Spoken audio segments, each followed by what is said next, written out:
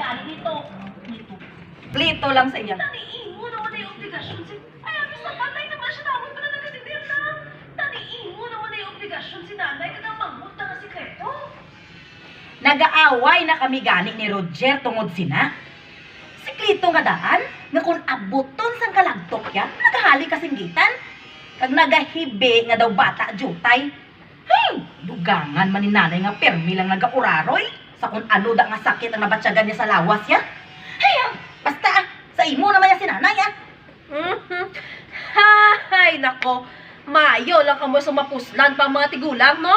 Sang una, sang bagsik pa na sa ni tatay kag ni nanay kag maayo pang income sang negosyo nila sa uling kag bulugasan sa tsinda. Ay tanan mo nga bata, ginadanok mo dito. Karon kay daw agaamuna na sila, daw tinakaan ka na? Duga katataan. Karon ya.